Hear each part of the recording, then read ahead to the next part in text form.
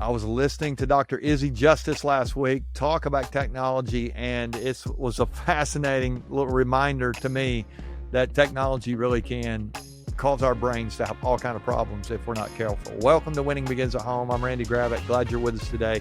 We're talking technology this week and how it really is having a detrimental effect on so many families.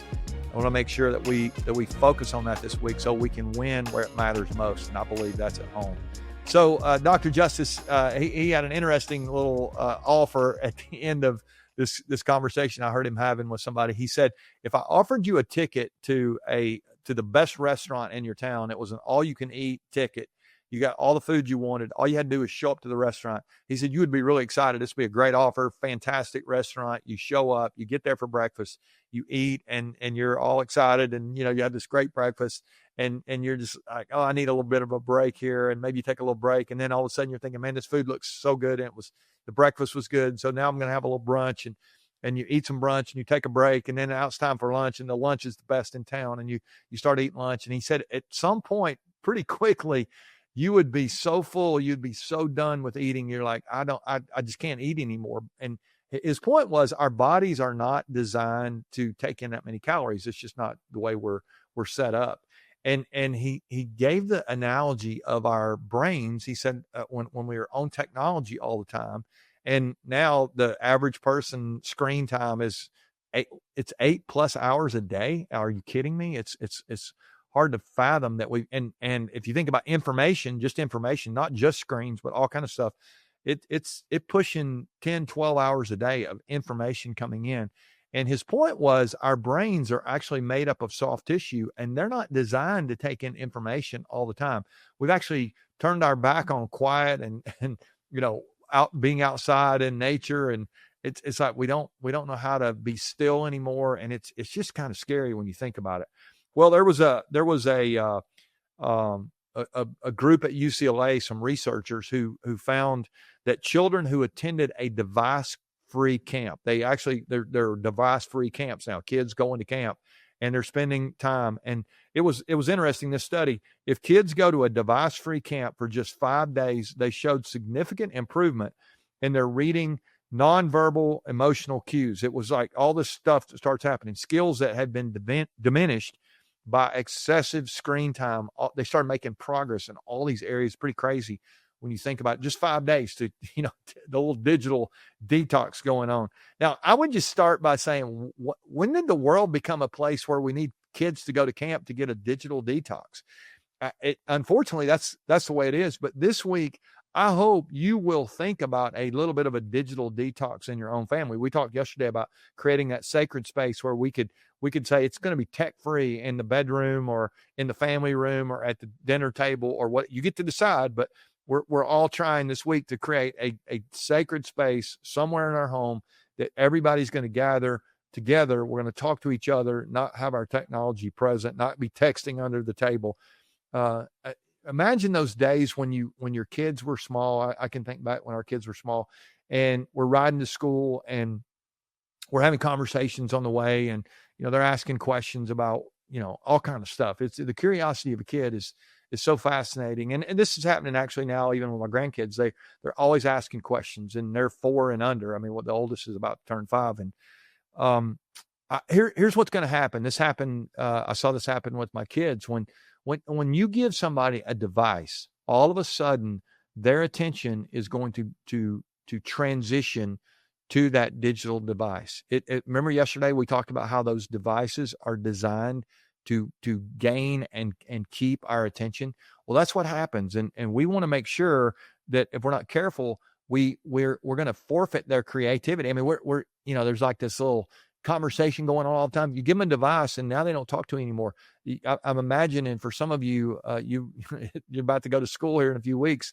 When on those car rides, if they're holding a device, there'll be some silence on those car rides, because they're going to be with somebody else. They're not going to be with you. You're in the same car, but you're with somebody without being with them. If you're not careful, if you don't establish these tech-free zones, can be it can be dangerous. And so what happened to boredom back in the day, right? When we're bored before, you used to talk to your parents, or you'd go hang out with your friends. Your mom would send you outside to play ball or whatever. And now it's like we have just medicated boredom with a device. Just go play video games, go get on your phone, check out YouTube, watch some more cat videos, whatever. And the next thing you know, we have stifled creativity. We have kept people from thinking. It's so sad when you think about it. And so I say we take back ground. We don't give in to technology.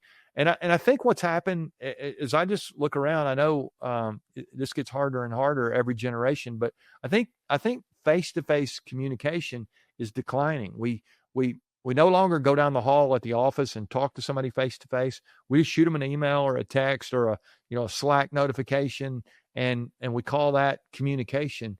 And I think it's changing the way we communicate. And I would just say this: communication, if you ask me, is the oxygen of every relationship.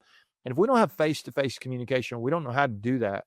And if we're parents and we're allowing our kids to live in this world of just digital, they're digital natives all of a sudden, we'll talk about that later, but it can be so dangerous for us to do that. So, and I think the other thing is we have this little instant gratification trap that we can fall into with our technology, this dopamine hit. If we get a share or a like on our social media, or if we look at a fun video or something, all of a sudden it just makes us feel better.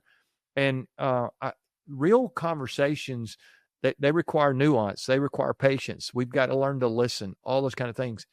I don't think our phone is allowing us to do that. And so we don't understand vulnerability. We don't lean into empathy, any of that stuff that really makes us a human being that others want to be around. So if you really want to work on this, I encourage you to put your phone down, schedule a meeting with somebody, sit down with them face to face, ask them what's going on with them. I had somebody the other day, we sat down, we're having a conversation, and we ended the conversation. He asked me the question at the end. He said, "How can I pray for you?" And all of a sudden it caused me to share something, an area in my life where here's something I need help with. And he's, like, I got you. I'm going to pray for you. And I just thought, when did we stop caring about the person that we, live next door to? And unfortunately, we're spending so much time on our screens, we don't even know our neighbors these days. So I just would say today, when I think about the takeaway for this part of our conversation this week, I want to challenge you today to institute some what I would call a conversation catalyst in your family. You might choose a place. Remember yesterday we talked about the island. There's a basket. You put all the phones in there. What if you had a little jar, and that jar had some conversation starters, and you go to the meal and you pull the jar and you take it to the table and you pull one out and you say, "Hey, what's one place you'd like to go? If you had your dream vacation, where would you go?" Just see what comes up. Or who's the best leader you've ever known and why? Or what was your favorite subject in school, when you were a kid?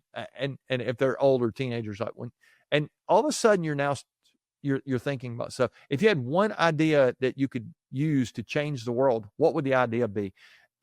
Any conversation starter would be good. You can come up with your own. I know you're way better than those, but I just encourage you to have these conversation catalysts where you can begin to talk to each other again, not be so locked into those screens. If we're not careful, again, we can forfeit our communication to these digital devices. I say it's time for a detox.